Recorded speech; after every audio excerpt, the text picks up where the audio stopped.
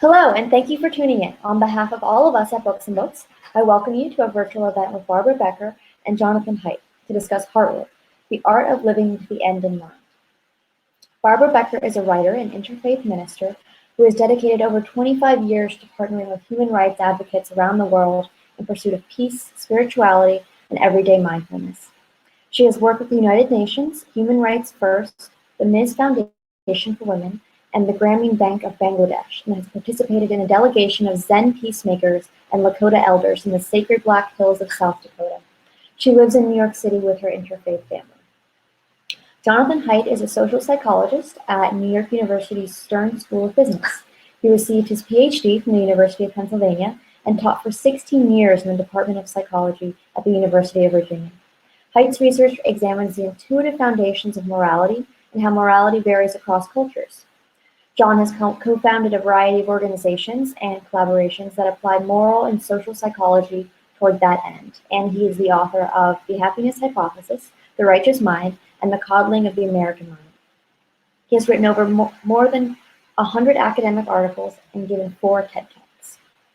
Throughout today's broadcast, you're invited to ask questions by using the Ask a Question feature at the bottom of the screen, and you can order copies of Heartwood by pressing the green button below.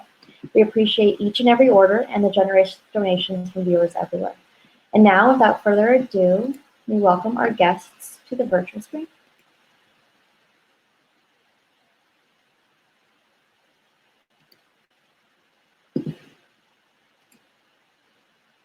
Much, Carolyn. Thanks for that introduction. Thanks for hosting. Thanks to Books and Books for hosting this talk. I'll just say that, as Caroline mentioned, my first book was The Happiness Hypothesis, which looked at ancient ideas. The ancients thought a lot about death. They wrote a lot about death. So I've been very interested in this topic. Now, I should just say that the way that I know Barbara is that one of my closest friends is her husband, Dave, who features very prominently in the book. And so I talked with Barbara over the years as she was writing this, her first book. And when I read the manuscript, I was just blown away, not only by the content, which we'll get to, but by her beautiful writing. As a first-time writer, I think she's done a remarkable job. A book sells well over years and years only if it's a joy to read. And this book really is a joy to read. There's all kinds of surprises and even crossed paths with famous people here and there as she goes about the events in her life that gave her these perspectives on death. So when I read the manuscript, I thought this is a really important book, and this was before COVID. Now we've had a year in which we've been thinking about death every day, in which everyone has lost someone or has someone close who has lost someone close. So I think this is an extremely important book, and I volunteered to do what I could to promote it. So that's why we're here together, talking about this. Now, as I said, the ancient philosophers and sages wrote a lot about death, and in the mornings I often read Stoic writings, especially Marcus Aurelius. And the Stoics write about death to sort of frame life, but really to weaken our attachments to life, or to weaken our attachments to the ups and downs of life. And so I'll just read 2 quotes from Marcus Aurelius. He says, "Think of yourself as dead. You have lived your life. Now take what's left and live it properly." Okay, it's sort of, don't take things so seriously. Don't be so attached to life. Here's another. "When you lose your temper or even feel irritated, think that human life is very short, and before long, all of us will be laid out side by side." So you see this over and over again in Stoic writings and also in Buddhist writings, the idea that we will soon be dead. Stop being so focused on petty things. So that's a general piece of ancient wisdom. But then you read Barbara's book, and even though she's influenced by Buddhism and Buddhist writings, she's actually taking you through thinking about death to inform life, not by weakening your attachments and separating you, but by actually binding you closer to the people that you love, that you've lost, and that you will lose. And so I just found it an amazing and powerful experience And I think this is part of why it's getting 5 stars everywhere that it's reviewed. It's a very moving book. Now, so my goals for the hour, and we'll stop right at 2:00 Eastern time. My goals for the hour are to move you, to intrigue you, and to inform you, the audience. And the reason why I've planned this out carefully for how to make this maximally moving is that I want you all to buy the book. And it's not because I'm here to boost Barbara's commercial success. It's because I've invited all of my friends and family to this call, including many that I know have either recently lost or may soon lose someone. And I want everyone to read this book. Of course, it is Barbara who's going to move you, intrigue you, and inform you. And my job as her interlocutor is to set up a conceptual space, as I just did. And then also I can bear witness to the writing, as I just did. I can assure you this book is a joy to read. You might think it's a heavy topic, and it is an emotional roller coaster, but it is beautifully written. It is a joy to read. So what I'm going to do is I'm going to ask Barbara to tell 2 stories, and then I'm going to ask her a few questions, and then we should have, I hope, half an hour for audience questions and discussion. Barbara, first, explain the metaphor of Heartwood. I mean, that's what really got me. So explain what this means. Absolutely. And thank you for that beautiful introduction, John. I can think of no better person to be talking to about this book, given all you have done to think about this topic. So the metaphor of Heartwood is one that I discovered walking through an old growth forest. And inside the pillar, or the center of all trees, is a strong pillar. It's called Heartwood.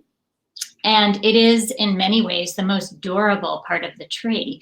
It is prized by woodworkers, and without it, the growth rings of the sapwood would not be able to expand. So it turns out that the heartwood of a tree is inert. It's completely dead. It no longer participates in the flow of water and nutrients in a tree. And I loved that because I think we are a lot like the trees. You know, those we have loved and lost form our heartwood around which we continue to grow.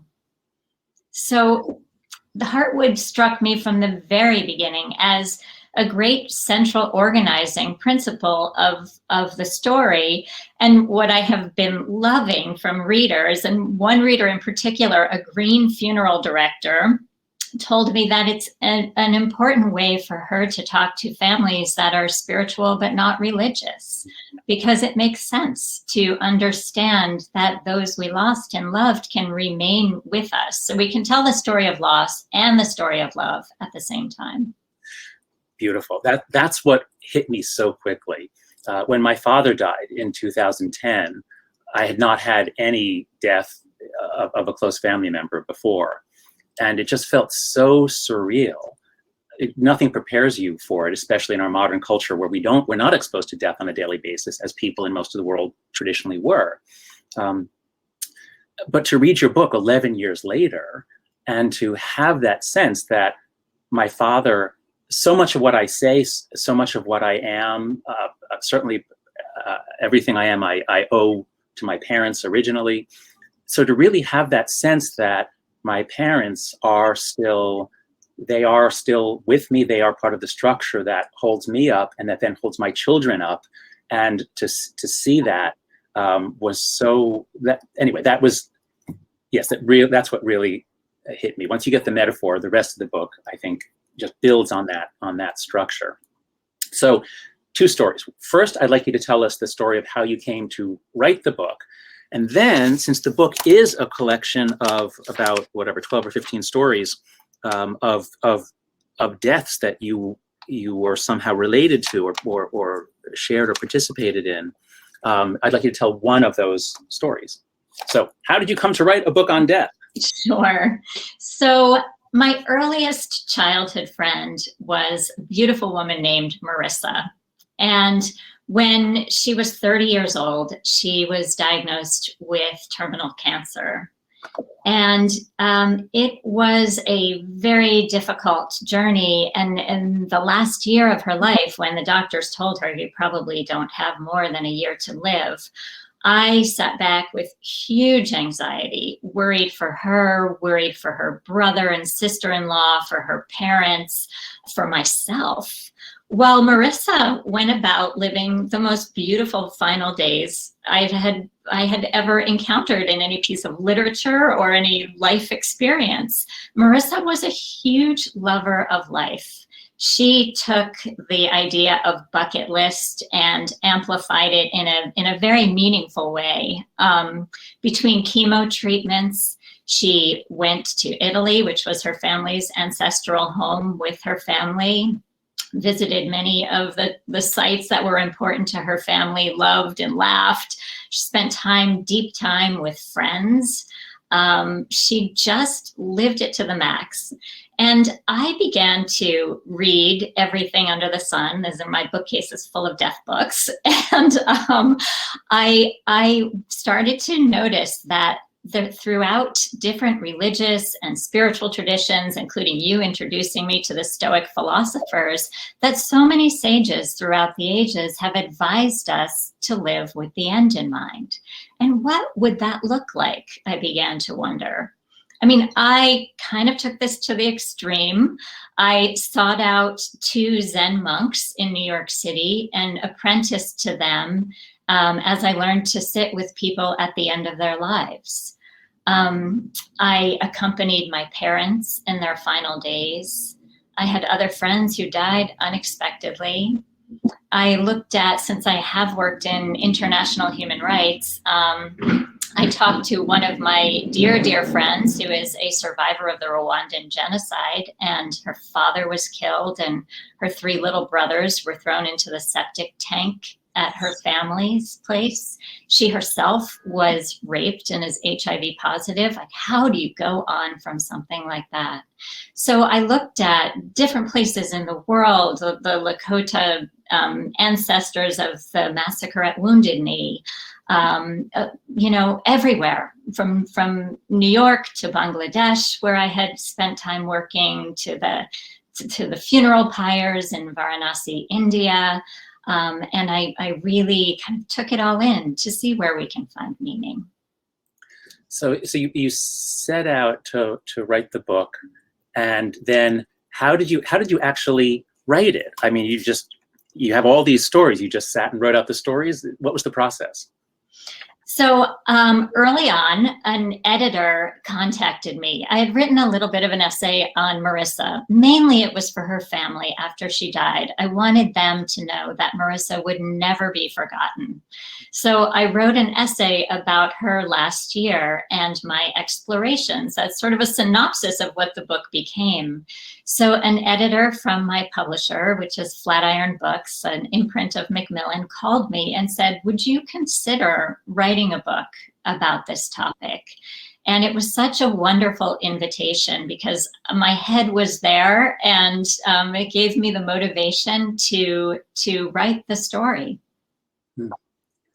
Okay, so let's hear one of the stories. So pick a story, preferably one that will illustrate the Heartwood metaphor, and tell it, read it, whatever you want. All right. Well, I think what I'll do, since we are approaching Father's Day, is to tell you the story of my father. My father was a brilliant man. He was a neurosurgeon. He had experienced a lot of loss in his life, including his first wife, who had died tragically shortly after their honeymoon in a boating accident. And he knew a lot and saw a lot, from patients to his own experience. Towards the end of his life, he had Alzheimer's disease. It was a disease, as somebody who studied the brain, that he had been terrified of his whole life. But he found a curiosity that I found so intriguing as Alzheimer's started to take over his brain. I mean, he would take out highlighters and medical journals and really start researching this disease that was undoing his mind. At one point in time, and I'll read this little passage to you, I was caregiving for him. My mother was in the hospital having a pacemaker, and I was taking care of my dad. So this is a little passage from that chapter. It said, one morning before breakfast, the short window of time each day when his mind was at its clearest, he turned to me from his seat on the couch and asked, "When's my birthday?" His frame looked small under his red and white crocheted blanket, but his eyes were alert and fixed intently on mine. "You'll be 88 this summer," I told him. He raised his eyebrows as if surprised by the number, then paused to formulate his next words. "I'll try to make it until then, and then I'll slip away." My breath froze mid-inhalation. I thought I should hug my father, but stopped myself, knowing it would cut short the conversation about dying he seemed open to having right then and there. I sat down next to him and fought to compose myself. "Dad, you've lived such a long and meaningful life, and you've touched so many people. You can feel grateful about that," I began. "You'll know when the time is right to let go." "But do you think it's right?" he asked. I noticed my lower lip quivering once again and bit it gently. How does a daughter who loves her dad answer a question like this? I knew he was asking for nothing but my honesty. "Yes, Dad," I replied finally. "I think it's about time."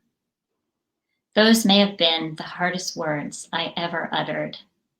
I was surprised that I had held it together and felt a quiet relief in having spoken the truth. Later that day, as I was unloading groceries from the trunk of the car, I noticed I had bought my father V8 Original instead of V8 Low Sodium. Only then did I lose it. I leaned against my car and sobbed uncontrollably over buying the wrong, stupid V8. Maybe we're not all destined to care for our parents' ailing bodies. Maybe we won't ever be called upon to answer their hardest questions. But I think we could all use V8 moments sometimes, moments when the small things become stand-ins for the larger ones, allowing the pain to begin its slow and inexorable release. It is such a beautiful chapter and a beautiful closing of the chapter. This is why I did not do my own audiobook, because I think I would have yes. cried the whole time and had to re-record. But that's a real gift to us as we go into Father's Day. So many of us have lost a father or certainly grandfather. So thank you for that. So I have just a few questions, and then I hope we'll open it up by 1:30. So one thing I was wondering as I read the book, a number of the people that you write about had deep religious faith. Your mother, you even said, had deep religious faith, and many of them didn't. And you've seen many people die. You've seen many people lose loved ones. Can you tell us, I guess what I want to know is, how does it differ? How does the process differ? Do people really seem calm, believing that there will be a heaven and a God? Or do people die pretty much the same way? Just what can you tell us? I think for the most part, having a faith belief of some sort is helpful to people, but not always. I can certainly tell you stories of people who believe in heaven and hell and all of a sudden fear that they might go to hell instead. But for the most part, the stories of our religious and spiritual traditions are enormously comforting to people, especially the rituals. I had a Hindu patient once who I walked in her room and I wasn't sure what she was doing. She had a red pen and she seemed to be writing in Sanskrit in her notebook. And her husband told me that it was a practice called japa. It's something that actually Gandhi practiced himself, in which you repeat or you write, verbalize the name of God. In this case, it was Ram, Ram, Ram, as a way of focusing your final attention on the divine. My mother was really happy that she would be going to heaven, that she would be seeing a child she had lost, that she would be seeing her own baby sister and her parents. This was so helpful to her. My father, on the other hand, was more of a big seasonal holiday Christian, and he would rather spend his time walking outdoors in nature. I always told him that I thought his Bible was Henry David Thoreau's Walden. My father and I had this theory that Walden was written by Thoreau as a book to contemplate death. Thoreau's brother had died in his arms after getting a cut while shaving and getting tetanus. And Thoreau went to the woods for 2 years, 2 months, and 2 days, really as a quest to see if he could live his life deliberately so that when it came time to die, he would know whether he had lived richly. So I think that, in a culture in which at least now a quarter of Americans profess to be spiritual but not religious, and if you add atheism and agnosticism to that, it's much higher. We have to find ways to think about meaning and think about life, which is why I sort of thought that metaphor of Heartwood could be helpful to people. But there are other things. I met a man once on his deathbed who said that he wished he had spent more time at the office. And when I probed a little deeper, because that's the opposite of what you hear, right? Like no one on their deathbed wants to have spent more time at the office, but he did. And it was genuine. He was a teacher, and he wished that he had more opportunity to work with more students because he had derived such deep passion and meaning, and it gave him such strength to see these young people go on and live their lives in fulfilling ways. It's what I take from this and from the book is that there are two really important things here about either a good death or about the process for the survivors. So one is meaning making, and that is probably easier for those who are religious, but those who are not religious, who are able to make meaning of their lives, feel that their lives were worthwhile, find connections and so there's the meaning making by the person who is dying and by their whole network of family and friends. And the other you just mentioned briefly is rituals. And I want you to just talk about that a little bit because so I'm, like many American Jews, I'm sort of a Jewish atheist. I'm Jewish culturally, but I've ever since about a year after my bar mitzvah, I identified as an atheist. And I found that after my father died, and then 7 years later my mother, I had this incredible urge to go to synagogue, to be part of a community. And I was in Charlottesville at the time, and this was a community I didn't know. I didn't know the people in the congregation there. But just to be there, to mumble these words in Hebrew that are very hard to pronounce quickly with the audience, to be part of something to mark the passing. And then what I realized over time about rituals is that they're not really about you making meaning. They're about binding you to others, and everyone goes through it together, and everybody validates, yes, this is a transition point. And I felt this especially at my son's bar mitzvah, at my wedding. We are deeply connected to each other. Humans have always lived in these intense, ultra-social groups, and we moderns have kind of like broken apart the beehive, and we live as individual bees. But then when somebody dies, when we lose someone, we can't live with it. We can't cope with it that way. We need to come together again. So tell me what you've learned about ritual or advice for people maybe who are not religious, who might not think about the value of ritual. I'm so glad you brought up Judaism because of all of the traditions that I have studied, the practices and rituals in Judaism are so beautiful. The sitting Shiva for a week after somebody dies, covering the mirrors because this isn't about us, it's about the person who we lost.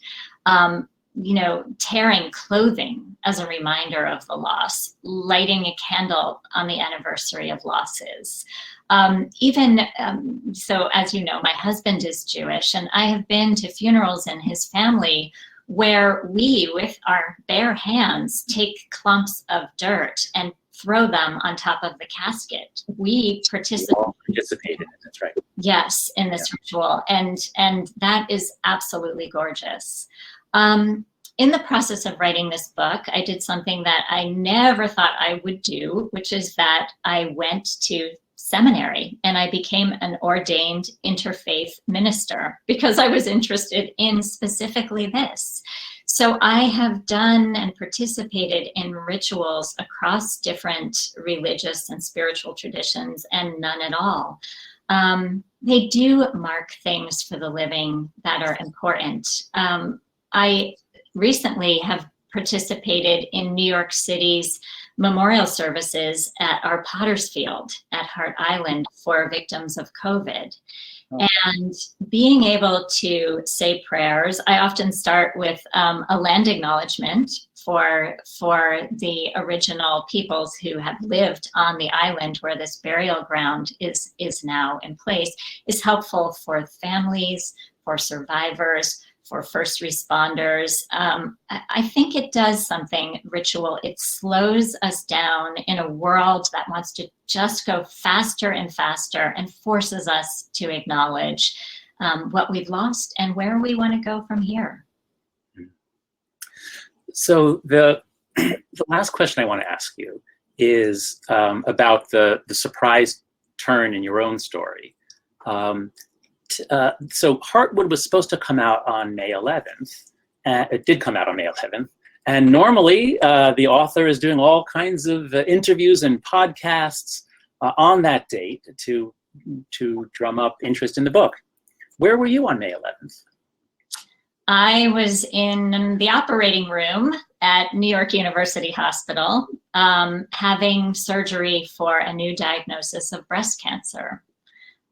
Talk about when rubber meets the road moment after releasing, simultaneously releasing this book on love and loss and meaning and hope and resilience, and finding myself with this surprise diagnosis. So can you talk us through so when you got the diagnosis, talk us through what was your first reaction? How did you cope with it over the following weeks, and where are you now? Okay, sure. So, I went through a lot of questioning, like, should I talk about this? Is it distracting from the book? And then I was like, this is the book. This is the entire point of the book. If I'm going to try to be a drop in the bucket for demystifying death and illness in this culture, then I have to have these conversations. So I'm so happy to talk about it. A funny thing happened, and I'm sure this is a result of thinking about death as long as I have, but when the doctor called, and I didn't have to go to the office because we were still living under COVID times here, she called to tell me the results of the biopsy that I had and told me I had breast cancer. There was, from all this, in my case, Buddhist practice, this thought of, okay, there it is. Like, I was not shocked. I was like, why not me? Why not now? I mean, this is really the thing that entered my mind. I did not stay in that place. There was a lot of fear initially. The not knowing how far this had spread. Was it in my lymph nodes? Had it gone throughout my body? What type of surgery would I be having? How disfiguring would this be? Do I have a genetic marker for this? All of these questions didn't have easy answers. And I really had to slow down and surrender to the step by step, really day by day, sometimes breath by breath of all of this. I am very, very lucky that this is an earlier stage cancer. I am now, after 2 surgeries, I am in the process of having radiation. And even right after this call, I've got to grab my bag and go up to the hospital for part of this month-long radiation that I have to do. But I have to say, one of the primary things that I learned in writing this book is something that I learned from the Taoists, which is, this is a world of 10,000 joys and 10,000 sorrows. And we strive so often to hit the joys. That's what we mark, that's what we remember, that's what we put on Facebook. But it's the sorrows too. It's all of it. How can we be present to life as it is, not just as we want it to be? Present to life as it is. That seems to be a theme running through much of the book and much of ancient wisdom. And so you said you had this sort of Buddhist first reaction, but it didn't last. But when you overall, how did the book help you? How did writing the book help you? Do you feel like you actually were fairly calm and open during this process? I am weirdly calm and open during this process, John. I mean, some of it feels inexplicable to me, and some of it does feel like all of the people who I wrote about, who I truly feel are my teachers, each gave me nuggets for how to deal with this crisis in my life. And some of it has nothing to do with religious and spiritual philosophy. One of the wonderful things, and I would never wish this on anyone, but it turns out that a friend of mine who lives up in Boston was diagnosed with the same thing at the same time. Her surgery was the day after mine. Her second surgery was the day after my second surgery, and we're both now going through this same treatment. It's so strange, but in community, I think we really grow and we're honest, and we can laugh at sort of the silly things about the robes they give you to wear with the opening in the back, or we can cry, which we've done.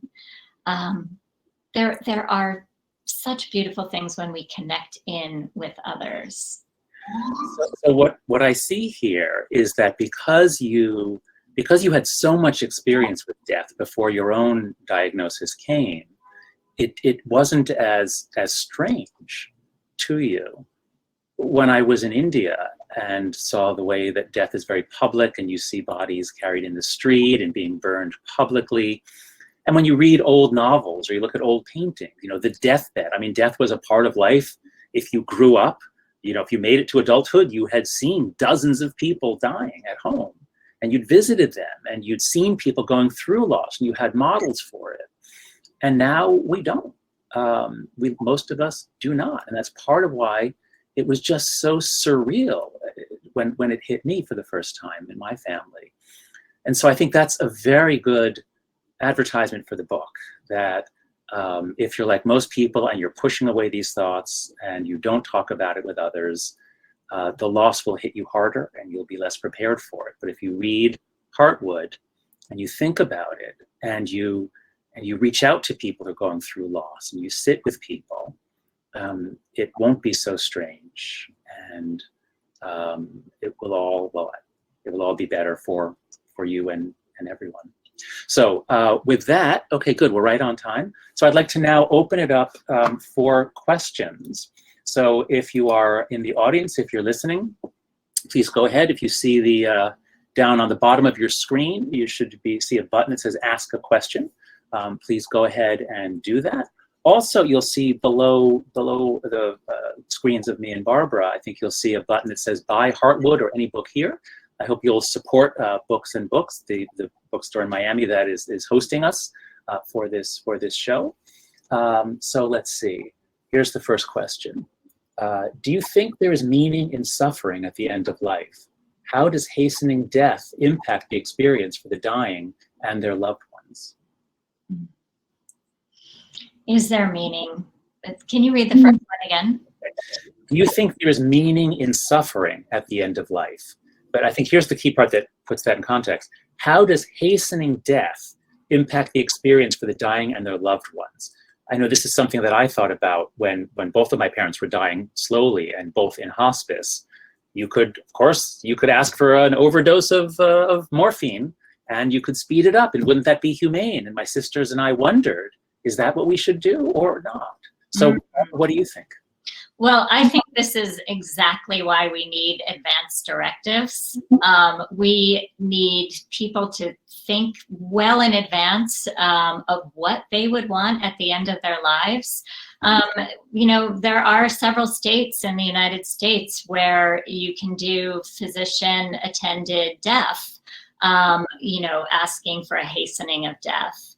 I know I had countless conversations with my mother about morphine, and she did not have a very high pain tolerance and knew that would not, she would not be able to be thinking thoughts of divine inspiration in her tradition if she was in that much pain. So she had kind of given us the A-OK from the start to give her what we would need to give her. So when she was on hospice, we had a box in the refrigerator that the hospice workers give you with all different color syringes to insert morphine and other painkillers under her tongue. And so I felt I didn't have to make that decision because she had already made it for me, which was tremendous.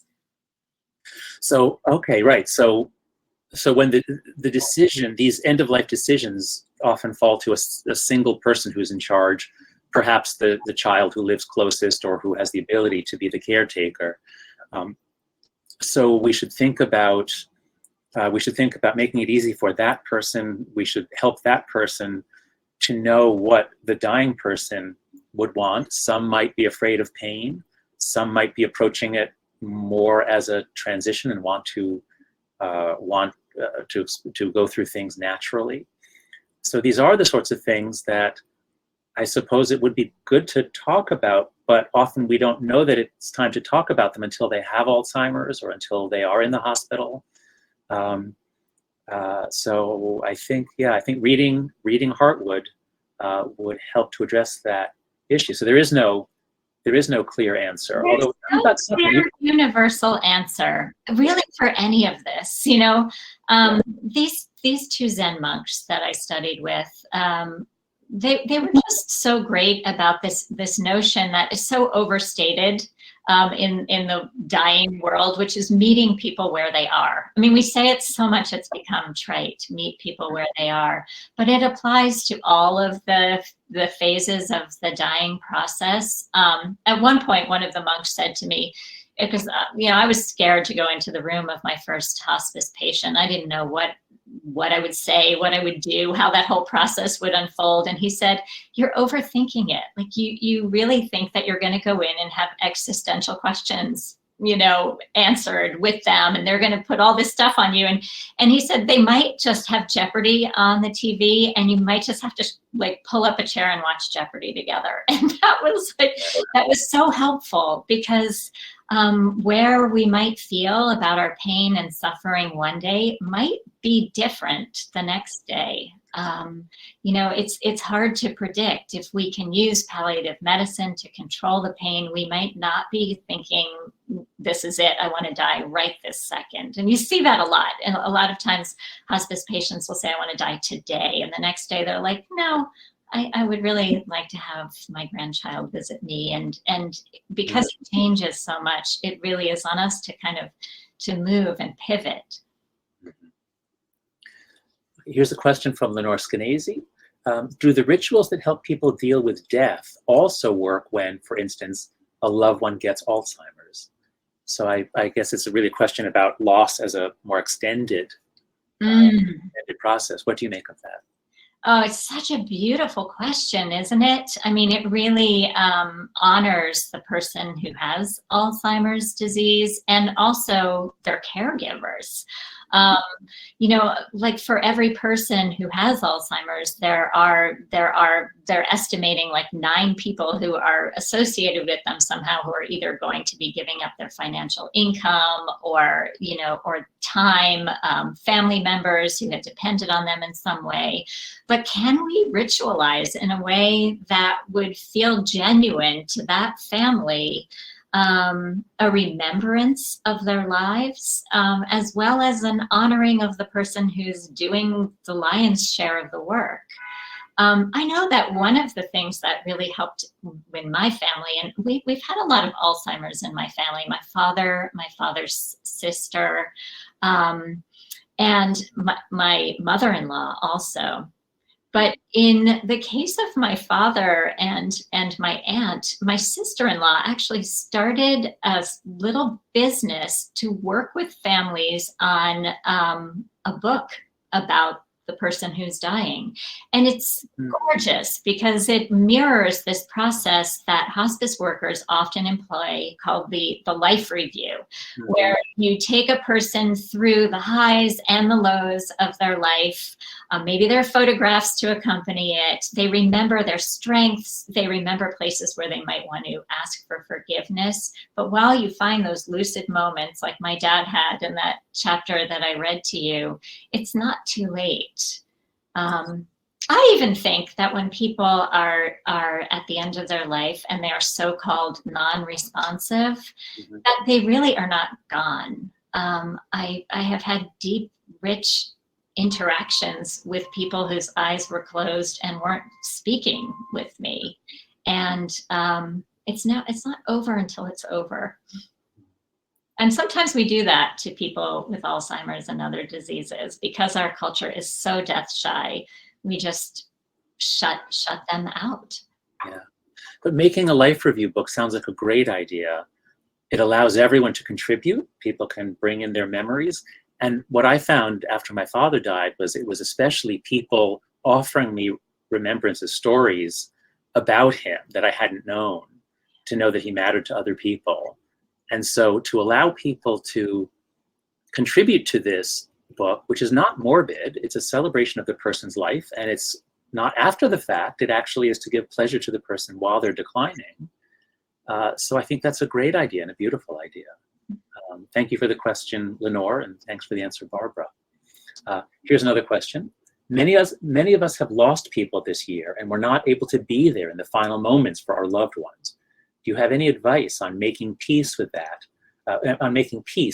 inability to be physically present and partake in those mourning rituals? Oh boy, this is one that really touches my heart. I am so sorry for everyone who had to deal with this because I had to deal with it myself. My aunt was in a nursing home under lockdown in New Jersey during the height of the pandemic. And we were not allowed to be with her. We tried going to the window of her nursing home, but it was near the generators, so they wouldn't let us near the window. There was no way to be with her until the final hours of her life, when they allowed my brother, who was her legal guardian, to put on all of the protective equipment and to go in. And he put her on speakerphone, and I was able to say goodbye to her. I could hear her breath, her raspy breathing. We walked her through a meditation of relaxation, which seemed to help a little bit. But not being able to be present is enormously difficult. I would say that this is another time for ritual, for gathering people together now that we're able to have gatherings of people, to do these remembrances, to not rush straight into the very festive moment that seems to be happening outside, where people are taking off their masks and wanting to forget that this whole thing ever happened. I think it really behooves us to, however that looks for you, light a little fire pit in your backyard, tell stories about the person. Just remember them in every way that we can. Yeah, so normally death and loss hits a single family and then the friends and relatives of that family, but it's sort of up to the central people in the family to do the mourning and create the rituals. We've just gone through the first shared global catastrophe in human history, at least the first one that we all knew that everybody else was going through. And so I think your suggestion that now that we can get together in person, in fact, maybe I'll even suggest maybe the norm should be on the 1-year anniversary of the person's death, you invite all the people that you would and anybody else who wants to mourn someone lost during COVID.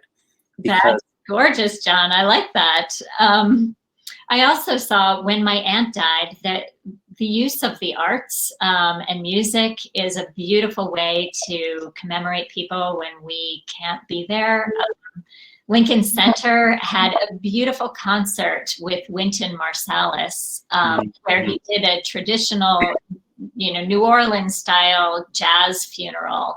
And, it was the trombones and the horns and the clarinets, and then they paused. And with every beat of the drum on the Zoom screen, somebody who had died's name came up.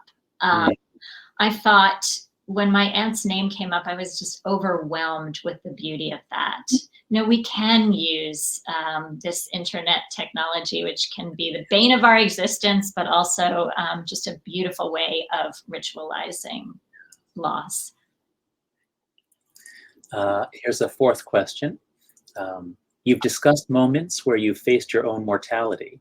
How do you think cultivating a death awareness helped you in those moments? What did you learn from them? And while we've already talked about your cancer diagnosis, I wonder if there are times in the book or one of the chapters where you might literally been killed in Bangladesh. So that's the question. Answer it in whatever way you want.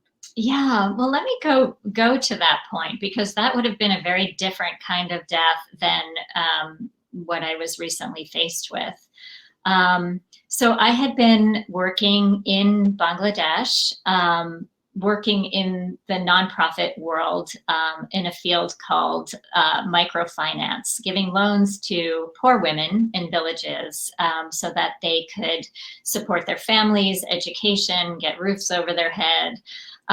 I had been up in a northern part of Bangladesh visiting a village with some other people, and it was a time of severe political unrest in the country. An author named Taslima Nasreen had just written a book that really pitted Hindu and Muslim years of volatile relations against one another, and there was a death threat against her, and then subsequently there was a lot of attacks on nonprofits working on women's rights.